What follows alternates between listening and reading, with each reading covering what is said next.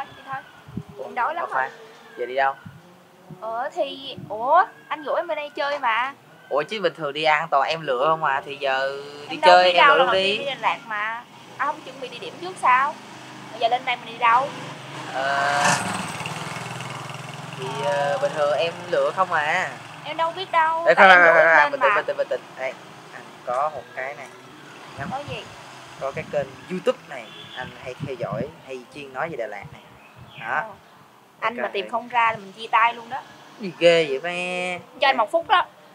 Ok. Có ngay kênh xịn sò của người ta mà. Kênh gì? Kênh Mỏi Chân Mòn Dép đây. Mỏi Chân Mòn Dép hả? Nghe tên này chưa? Chưa. Giờ coi thử nè.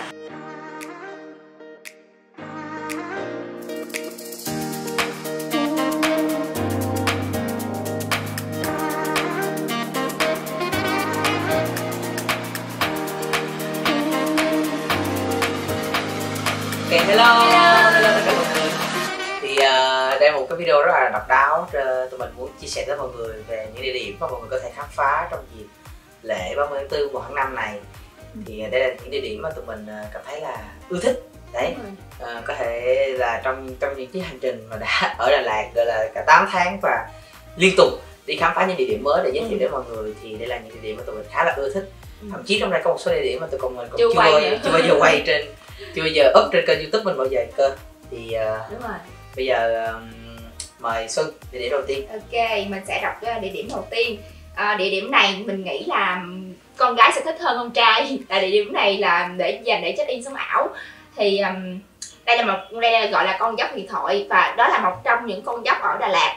Thì các bạn cũng đã biết rồi, Đà Lạt có nhiều con dốc lắm, tại vì rừng núi đó thì có nhiều con dốc để làm nên tên tuổi của Đà Lạt. Thì đây là một trong những con dốc đẹp, và con dốc này thì nằm trên đường Trần Hưng Đạo. Địa điểm này thì các bạn có thể rất là thuận tiện để đi lại, tại vì nó nằm trong trung tâm thành phố. Buổi sáng, buổi trưa, buổi chiều, buổi tối địa điểm này cũng rất là đẹp. Buổi sáng thì bạn có thể chụp hình với con dốc Huyền Thoại. Buổi tối thì các bạn có thể dừng xe ở trên cái lan ngang đường á, trên mặt đường có thể nhìn đậu xe đó, mình nhìn ngắm thành phố về đêm. Thật ra địa điểm này mình cũng có hồi lúc mà mình còn ở Sài Gòn mình đi du lịch mình cũng hay ghé địa điểm này lắm. Mình thấy nó là một cái nơi mặc dù là nó rất là đơn giản nha, tức là không ai trang trí tiểu cảnh hay làm bất cứ thứ gì cho nó hết, nhưng mà sự đơn giản mà nhìn hình ảnh rồi đó rất là đẹp. Thì còn chỗ kế tiếp này, địa điểm thứ hai. Địa điểm thứ hai là cái chỗ ngó hoàng hôn mà gần đây rất là hot đấy, mê luôn, mê thích luôn. Đó là mọi người hay lại đó để quay MV lắm, mình thấy cũng khá là nhiều.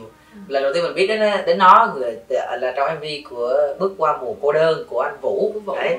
Thì lần đầu tiên mình biết tới nó là ở đó, và mình thấy cái khung cảnh đó khá là đẹp và thực sự là rất là lãng mạn. Đặc biệt nói chung là mình nghĩ là chỗ đó là nếu mà để mà ngắm hoàng hôn á, thì khó có chỗ nào đẹp hơn được. Thực sự bạn mà cần nhìn thấy cái hình ảnh mà tại sao người ta gọi là thành phố sương mù á, thì có lẽ là bạn ngồi đây đó bạn sẽ cảm nhận được rõ nhất. Đà Lạt hoàng hôn Trại Mát, nếu mà bạn tìm kiếm trên Google Maps thì nó sẽ tên là như thế. Khá nổi tiếng rồi nên nhiều người check in đó lắm. Nếu mà các bạn muốn tìm hiểu kỹ hơn thì bạn có thể xem cái link tụi mình để ở dưới phần bình luận đó, thì mình sẽ có bản đồ những cái dưới. Mình nghĩ đó là một chỗ khá hay, chỗ khá là lãng mạn, khá là đẹp. Ra đó rất là chill luôn á. Đúng rồi. Ra đó để nhẹ nhàng. Đúng rồi. Để mà ăn bánh tráng nướng, uống sữa đậu nành rồi thì mình nghĩ đó là hợp lý, rất là hợp lý. Rồi đúng không? Địa điểm tiếp theo. Địa điểm thứ 3 trong cái danh sách yêu thích của Mỏi Chân Mòn Dép đó là vườn dâu Cúc Họa Mi. Đây là một vườn dâu mà mình rất là yêu thích. Đâu phải không phải vì mình đã từng review ở đó mà mình yêu thích, nhưng mà mình đã đi rất là nhiều vườn dâu ở Đà Lạt rồi, và một vườn dâu đó khác những cái vườn dâu khác, đó là nhất là có dâu. Đúng là vườn dâu sẽ có dâu, nhưng mà dâu ở đó rất là ngon, rất là tươi, rất là ngọt, và nó chia ra khu vực dâu Mỹ Đá và dâu Ambion. Đúng rồi. Đó, ở đó có hai loại dâu, là dâu ở ngoài đất á, hay là dâu ở trong nha lòng á, thì bạn có thể là lựa chọn dâu á, rất là nhiều, rất là tươi. Rồi thứ hai mình yêu thích nữa, đó có nguyên cái vườn hoa cúc Họa Mi luôn, rất là đẹp luôn. Người ta trồng rất là tỉ mỉ, xây những cái tiểu cảnh rất là đẹp. Mình có thể chụp hình, mình vô mình hái dâu, xong mình chụp hình với vườn hoa, chụp hình với những tiểu cảnh rất là đẹp. Mà thật sự nha, những cái vườn hoa á, có rất là nhiều vườn hoa, nhưng mà cái vườn hoa cúc Họa Mi ở đó thì hoa nó to mà nó trắng á, nên thật sự là lên hình cực kỳ đẹp luôn. Chứ không phải là bà có hoa tím mà kiểu mà xếp mà hay thấy đâu. Thực sự là nó cực kỳ đẹp luôn, nó hấp dẫn lắm. Chưa kể tới việc là bạn tất nhiên cái chuyện bạn chụp hình với hoa đó là hoàn toàn miễn phí. Đấy. Thì chỗ đó cũng không có bán vé vào cổng gì hết. Không có bán vé tham quan. Thì mình nói chung là bạn cứ hái dâu xong rồi lên cân mua dâu thì tính tiền, gọi là ăn những cái món ăn chế biến từ dâu ở đó. Ở đó thì nhiều món ăn chế biến từ dâu vô kể luôn. Có soda dâu, có kem dâu, mà cái hay á nha, tức là thường ở mình thấy những khu du lịch á thì thật sự là về cái chuyện trái cây chất lượng đồ á, thì ở Đà Lạt này thật sự là cái đó thì họ luôn luôn chất lượng rồi. Nhưng mà cái chuyện mà để mà có một cái vườn dâu mà họ chế biến những cái thức ăn đồ uống cho dâu á mà ngon á, thì mình nghĩ là vườn dâu Cúc Hoàng My chắc có lẽ là best rồi đó. Thật sự ăn ngon cực kỳ luôn, mình cảm giác mình ghiền luôn á. Mặc dù mà chưa kể tới việc giá cả phải chăng nữa. Đó là tại vì nếu mà bạn đi những cái quán cà phê trên Đà Lạt á, người ta nói Đà Lạt mức sống sẽ thấp hơn trên Sài Gòn vì lương thấp hơn rồi các kiểu, nhưng mà không có đâu. Rồi thì thậm chí nha, có thể nói mức sống Đà Lạt nếu mà xét về những cái hàng quán cà phê thôi ấy, nếu mà bạn đi uống cà phê với bạn bè rồi ấy, bạn khó có thể kiếm quán cà phê nào mà có ly nước 30.000 đâu, thật sự. Toàn là ít nhất cũng 40.000 đổ lên không à. Thì thật sự mình nghĩ là ở vườn dâu Cúc Hoàng My là có những cái giá rất là hợp lý, thật sự khoảng dưới 40.000, mà thậm chí ý là đó là khu du lịch đó nha. Đó là khu du lịch rồi đó, mà họ lại có mức giá rất là hợp lý. Giống như là nhiều quán cà phê đúng là người ta mở ra không phải là cho dân local tụi mình sinh sống ở đây nữa, mà người ta mở ra thường sẽ do giá cho khách du lịch thì giá nó rất là cao. Và cái vườn dâu Cúc Hoàng My này cũng mở ra chỉ mục đích du lịch, nhưng mà họ có cái giá rất là hợp lý đó, có thể là cho dân local mà tự nhiên tụi mình đi chơi hay là những dân du lịch nhưng mà cảm thấy là thoải mái và hài lòng với cái giá đó, và hài lòng với chất lượng dâu ở đó, và cái không gian ở đó là best luôn, rất là rộng đó, mình cảm thấy là rất là yêu thích, trong những vườn dâu mà yêu thích. Còn địa điểm tiếp theo là sao ta? Địa điểm tiếp theo là thung lũng Trạm Hành. Đây là địa điểm yêu thích của mình này. Nếu mà các bạn nào có coi cái phim ngắn Nơi Tôi Chọn đợt trước tụi mình đăng á, về nhân vật chính là chị Kim Anh á, thì đó là mình có một cái buổi sáng ngày thứ hai tụi mình ghé cái thung lũng Trạm Hành 2 á, ở dưới khu Cầu Đất á. Thật sự cái này thì ít ai biết lắm, thường là dân địa phương thì người ta biết nhiều hơn. Thì mình thấy cái đó khá là hay, tức là cái chuyện mà bạn đi thung lũng là một chuyện nha. Thung lũng thì Đà Lạt rất là nhiều thung lũng rồi, nhưng mà ở đó do ở đó người ta làm vườn ở dưới thung lũng đó, nên người ta làm đường đó, nó xoắn ốc á, để đi hết để xuống cái thung lũng, thì thung lũng nó khá dốc á, nó sâu á, thì thành ra là người ta sẽ làm cái đường xoắn ốc để bạn đi nó về đỡ dốc hơn. Mà cái đường nhờ cái đường xoắn ốc đó nên mà bạn chạy mà cảm giác như bạn nhìn bao quát được cả cái thung lũng đó, mà bạn không phải nhìn từ trên cao gì á, chỉ cần chạy vô đó cứ đi theo con đường thôi là bạn sẽ thấy bao quát cả cái thung lũng luôn. Mình thì mình cũng thích cái địa điểm đó, đặc biệt là đi vào buổi sáng. Lúc đó mà cũng được chị Kim Anh chủ homestay nhà ven rừng dẫn đi, thì lúc đó mình cảm giác là lúc tụi mình đi bộ xuống á, tụi mình đi cái đường nhỏ xíu cái đường nhỏ xíu bê tông mà mình đi bộ xuống giống như mình đi vô luồn vô cái vườn của người ta nha. Hai bên là vườn trồng cây cỏ, ở bên kia bên thoáng thoáng xa xa là trồng cà phê. Lúc đó hoa cà phê màu trắng các bạn nở ra là mình nghe cái mùi cà phê, rồi ở phía xa xa là có con suối nhỏ, mình chưa đi tới con suối đó nhưng mà cảm giác là nghe được cái suối, cái thác nước á nó chảy, xong rồi chim hót liếu nổi trên, cảm giác như mình đang hòa mình vào thiên nhiên luôn đó. Mình cảm giác rất là thích. Chưa kể tới là nó ở nằm trong thung lũng á, nên xe cộ rồi nó cực kỳ ít, và không có nghe những cái tiếng xe, thậm chí bạn chỉ nghe tiếng suối, tiếng chim rồi thường thôi. Thì lâu lâu mới có người dân ta chạy xe vô ta làm vườn thôi, mà nó rất là hiếm. Và chưa kể tới việc là mình thích cái vườn hoa cà phê đó lắm, mà mặc dù là nó đẹp nha, nhưng mà nếu mà người bạn nào bị say cà phê giống mình á thì vô vườn hoa đó có khi mà hít mấy phát là bạn đã say rồi đó, thì hương cà phê nó nồng lắm. Mà mình còn nghe chị Kim Anh kể là ở đó có thể săn mây buổi sáng sớm nữa kìa. Mặc dù là tụi mình chưa có dịp săn mây ở đó bao giờ, tại vì cá nhân team tụi mình toàn săn mây xịn không à. Nhưng mà mình cũng nghĩ đấy là một địa điểm khá hay và đáng để bạn đi, nhất là trong dịp lễ này thì đó. Thì có thể là nghe chị Kim Anh nói là khu đó là nếu mà tháng 9 tháng 10 sẽ có mây nhiều và có hồng nữa, có mùa hồng nữa, thì lúc đó rất là đẹp. Thì nếu mà có dịp thì tụi mình sẽ ghé lại đó và quay cho mọi người xem. Thì địa điểm tiếp theo thứ 5 là cái địa điểm này của Sơn nè. Cái địa điểm này là nó không phải là một địa điểm cụ thể, đó là hai cung đường dành cho những bạn thích chạy xe máy, thích phượt mà gọi là cảm giác đi dạo quanh Đà Lạt, thích cả không khí Đà Lạt đó. Thì tại vì mình biết là có nhiều người lên Đà Lạt họ không đi đến những địa điểm du lịch cụ thể nào hết, họ chỉ thích cảm giác mà chạy xe vòng quanh những cái gọi là cái đường đèo của Đà Lạt đó, thích thở không khí, nhìn những hàng thông đó. Mình cũng vậy, mình thích cảm giác mình đi xe máy trên đó. Và hai cung đường là mình yêu thích nhất, là thứ nhất là cung đường hướng về Cà Nung, thứ hai nữa là cung đường hướng về cầu Đất Pham. Thì cái cung đường đó cảm giác khi bạn chạy trên xe máy rất là mát, đúng không, mát mẻ đúng không, ánh nắng thì nó len lỏi qua những hàng thông, rồi bạn nhìn hai bên là những cái màu xanh đó.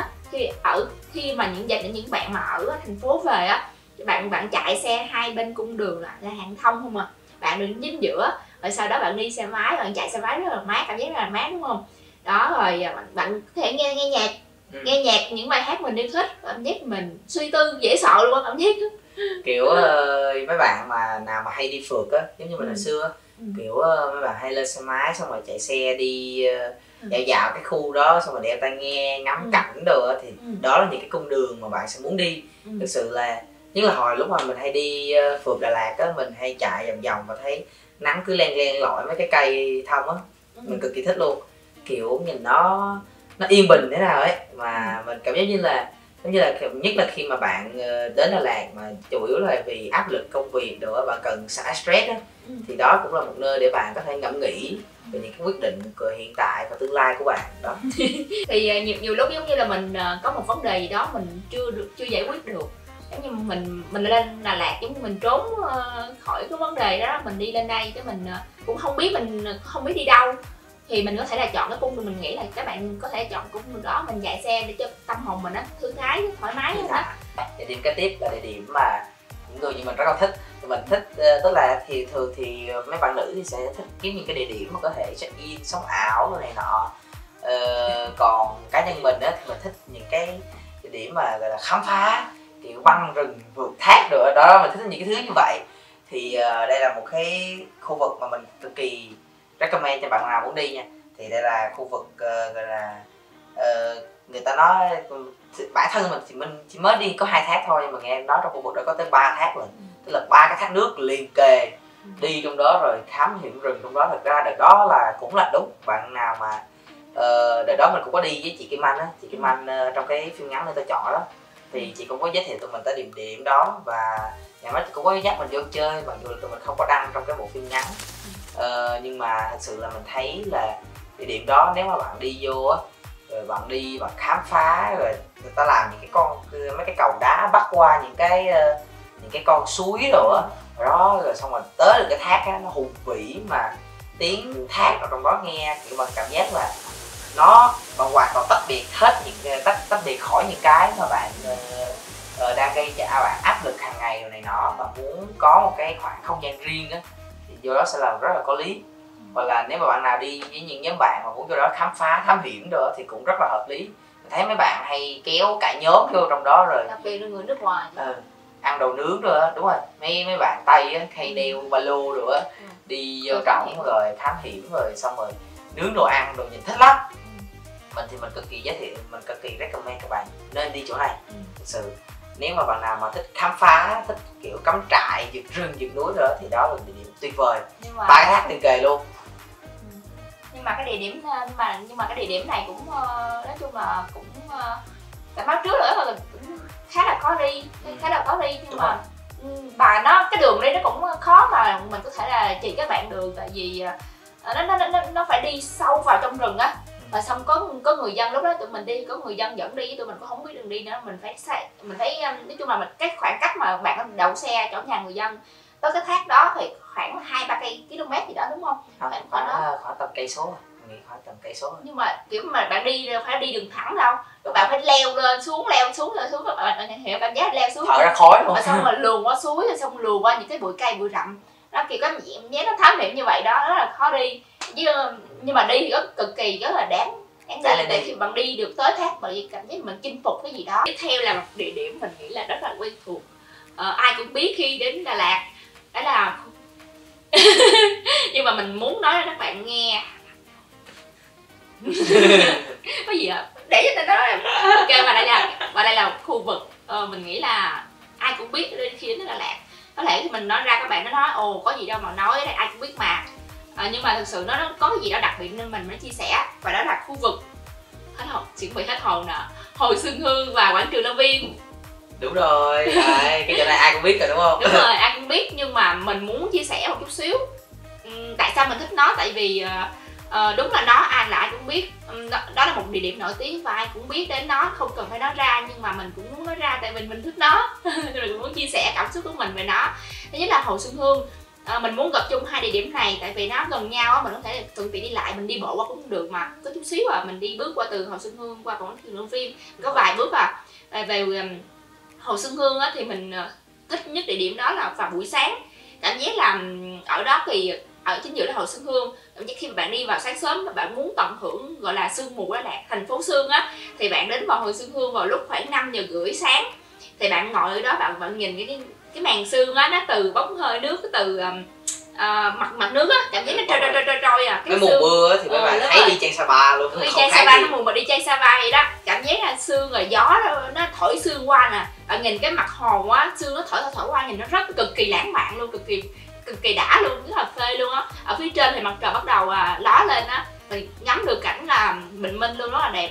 Và cảnh khi bạn ngồi đó, cảm giác khi mà người Đà Lạt, đúng là bạn sẽ gặp người Đà Lạt, họ dẫn chó đi vào buổi sáng, họ tập thể dục buổi sáng, họ chạy quanh cái Hồ Xuân Hương này nè, thì cảm giác đúng là mình đang quải luôn á. Mình thấy mấy ông chú mà bận cái quần đùi ấy mà chạy sương lạnh đó, quải luôn á. Nhìn đó là biết đó là người Đà Lạt đó chứ không phải là khách du lịch đâu. Khách du lịch là bận đồ kính mít rồi. Đó là người Đà Lạt mà hình như tụi mình cũng bận đồ kính mít mà, nhưng mình không phải người Đà Lạt. mình chưa quen với cảm giác đó, nhưng mà mình khi mình đến Đà Lạt rồi á, thì hồi lúc trước mình muốn là mình thấy được cuộc sống của Đà Lạt, của con người Đà Lạt đó. Thì nếu bạn cũng giống mình là muốn tìm hiểu và muốn biết là người Đà Lạt như thế nào, khác với người Sài Gòn, khác với người Hà Nội như thế nào á, thì bạn phải đi vào sáng sớm, thì bạn sẽ nhìn thấy những người Đà Lạt đó hoạt động của họ như thế nào, bạn sẽ cảm nhận được một chút xíu mình cũng đang ở Đà Lạt. Thấy có những cái địa điểm người ta gọi là đi tới đó bạn mới cảm giác là bạn đang đi Đà Lạt, thì có những cái địa điểm nó như vậy, tức là kiểu giống như là ok, tức là địa điểm đó ai cũng biết và bạn đi du lịch rất là nhiều nơi, giống như khi mà bạn tới Đà Lạt bạn đi rất là nhiều điểm, nào là Tiền Tình Cốc, nào là cây thông cô đơn đồ, bạn đi tẹt ga hết rồi. Nhưng mà sẽ có những cái địa điểm mà bạn cảm giác nó giống như là bạn tới đó thì bạn mới đi Đà Lạt, đúng không? Thậm chí như hồi xưa mình đi du lịch đi, bản thân mình là người rất thích khám phá, mình đi khắp nơi gì đó, nhưng mà tới ngày cuối hoặc là thậm chí là ngày đầu tiên kìa, thì có khi ngày đầu tiên á, là mình sẽ ghé Hồ Xuân Hương trước, mình cảm giác như mà mình tới đó là mình đã tới Đà Lạt rồi đó. Đúng rồi, chứ kiểu mà mình tới những chỗ khác thì ok, nó vẫn là Đà Lạt thôi, nhưng mà mình cảm giác là tới Hồ Xuân Hương mới là tới Đà Lạt đó. Thì đó là một cái đặc trưng của Đà Lạt thì mình muốn giới thiệu cho các bạn. Và cái thứ hai nữa là cái ở đó cảm giác là rất là trẻ, cảm giác ở đó cái nhịp sống á, mình thấy là nhiều bạn ở đó là ra ngoài chơi, rồi mấy đứa bé ra ngoài đạp xe ở trên mấy chiếc xe điện, rồi người ta hoạt động, nhiều khách du lịch ở đó, người ta ăn uống, người ta vui chơi, người ta chụp hình, người ta dẫn chó ra, cảm giác mình cảm thấy rất là đẹp. Và một không khí gọi là gì ta, gọi là vui vẻ, xôm tụ ở đó, mình cũng thích, mình cũng hòa nhập vào cái không khí đó. Và có thể đó cũng là một trong những cái địa điểm mà giống như là đi đến Đà Lạt phải ghé. Bạn bè mình cũng vậy, là khi đến Đà Lạt ngày cuối cùng họ cũng ok thôi giờ muốn đi đâu, họ đều biết cái quảng trường Lâm Viên để chụp hình, chỉ đơn giản là ngồi quảng trường Lâm Viên và nhìn xuống Hồ Xuân Hương. Đó là hai địa điểm đó. Uống ly sữa đậu nành ở quảng trường Lâm Viên cũng khác uống ly sữa đậu nành ở nhà đó. Bây giờ là địa điểm cuối cùng trong playlist ngày hôm nay. Thì thật ra địa điểm này mình đã từng làm một cái video rồi, đây là địa điểm gọi là núi Hồng Bồ, mà cái video mà mình quay chung với hai bé cưới nhà mình với anh Vĩ á, nếu bạn nào có coi thì đó là một cái địa điểm mà mình khá là ưa thích, vì rất nhiều thứ lắm. Mình cảm giác là tức là bản thân mình là những người thích những hoạt động cắm trại rồi, thì ở Hồng Bồ á đúng nghĩa là một cái khu để dành cho cắm trại luôn. Bạn lên đó là bạn thấy dài đó, một dài cái bãi đất trống để mà bạn dạy cắm trại á. Chắc chắn là bạn lên mùa nào nữa, không bao giờ có riêng mình bạn đâu, thế nào cũng sẽ có mấy nhóm cắm trại gần đó nữa, lâu có thể qua chơi giao lưu rồi này nọ. Và đặc biệt mình thích là cái cảm giác mà cắm trại ở trong rừng á, xong rồi mà vì nhiều bạn thấy cắm trại trong rừng nó ghê, nhưng mà thực sự là núi Hồng Bồ á, nó gần xịt thành phố à. Bạn đi xuống chân núi cái là bạn đã thấy thành phố rồi đó. Thì thực sự là nó cũng không quá đáng sợ như nhiều người nghĩ, tức là nó không phải là vắng vẻ rồi cướp bóc rồi đâu, mà thậm chí Đà Lạt những cái trường hợp tai nạn đó nó cũng hiếm lắm. Thì mình thấy đó là một cái hay, tức là mình cắm trại đó xong sáng sớm mình leo lên đỉnh á, mình đón bình minh rồi sương mù rồi. Mình cũng thích tại vì các hoạt động cắm trại đó rất là vui các bạn. Lúc đầu tụi mình đi á mình cũng rất là sợ, tại lúc mình quay cái địa điểm cắm trại ở Hòn Bồ á là lần đầu tôi đi luôn, thì tôi lần đầu đi cắm trại thì tôi cũng cảm thấy không biết là lúc đó sinh hoạt như thế nào, rồi gọi là vệ sinh như thế nào á, kiểu con gái mà trong rừng thì rất là khó đúng không. Nhưng mà nếu mà những bạn nào mà ok là còn trẻ nè, nếu mà muốn thử á, mình chưa gọi là mình thử cái làm điều gì đó mình chưa từng làm á, thì hãy mà bạn đến Đà Lạt á thì hãy chọn cái hoạt động cắm trại này, vì nó rất là vui. Cảm giác mà bạn ngồi trong liều, rồi dùng liều không rất là lạnh, tại vì buổi tối khuya ở Đà Lạt rất là lạnh. Bạn nằm trong đó, bạn cuốn ở trong cái túi ngủ á, rồi xong cái bên là bạn bè có thể là mình trò chuyện những câu chuyện, hoặc là mình nướng khoai lang mình ăn. Cảm giác mà mình ăn củ khoai lang ở trong rừng á, bốc lên cái khói nó bay mà ăn một cái ấm mà nó sướng mà nó thơm gì đó, nó ngon hơn cái củ khoai lang mà ăn ở nơi khác nhiều. Cái cảm giác cắm trại á, bạn ăn uống cái gì cũng cảm giác nó ngon hơn hết. Thì đó, đây là những cái địa điểm, 8 địa điểm đúng không? 8 địa điểm mình muốn chia sẻ tới mọi người để trong dịp 30 tháng 4 vào tháng 5 này, một dịp lễ gọi là các bạn sẽ có ngày nghỉ khá là dài, cũng không phải gọi là quá dài mà cũng phải được 3-4 ngày đúng không? Thì chắc chắn là bạn sẽ chọn một cái địa điểm để đi chơi du lịch đâu đó, thì mình sẽ muốn giới thiệu tới các bạn những địa điểm này, các bạn nên đi thử sắp xếp. Và đây là những địa điểm rất là đáng đi, rất là đáng thời gian để các bạn bỏ ra và khám phá. Đấy, đây là những cái kinh nghiệm tụi mình đúc kết đó, từ những cái địa điểm tụi mình đi rất là nhiều địa điểm mà, thì đây là những địa điểm mà mình đúc kết ra là nằm trong những địa điểm tụi mình khá là ưa thích. Có một số địa điểm tụi mình cũng ưa thích khác, nhưng mà nó có theo mùa, như là vườn hồng này nọ thì nó phải theo mùa, nhưng mà mình trong 30 tháng 4 của tháng 5 này là những địa điểm mình nên đi đó. Nhưng mà đây là một trong những địa điểm mà nó đáp ứng những tiêu chí là nó có thể đi được, nó an toàn nè, nó dễ đi, và tụi mình đã đi rồi, nếu bạn đừng có lo là nó sẽ bị này bị nọ, và bảo đảm là đẹp cũng được, mùa nào đi cũng được, và nó đẹp, nó đáp ứng được những cái phong cách, cái sở thích của mình, như gọi là du lịch phượt, thích gọi là khám phá thiên nhiên, khám phá đó. Thì nếu các bạn ở đây là fan những người mà thích du lịch phượt thì có thể là chọn những điểm này nha, tại mình bảo đảm rất là thích, rất là vui luôn ạ. Ok, và bây giờ thì đây thời hạn của video cũng đến kết thúc rồi, thì tụi mình muốn gửi đến mọi người lời chúc lễ 30 tháng 4 năm này thì mọi người sẽ có nhiều thời gian để tận hưởng cuộc sống, đi chơi cùng với gia đình, người yêu gì đó, mình sắp xếp thôi. Thì mình muốn chúc mọi người một lễ 30 tháng 4 năm tuyệt vời, vui vẻ và tràn ngập niềm vui. Đấy, thì bây giờ cảm ơn mọi người và hẹn gặp lại mọi người trong những video sau nhé. Ok, bye bye.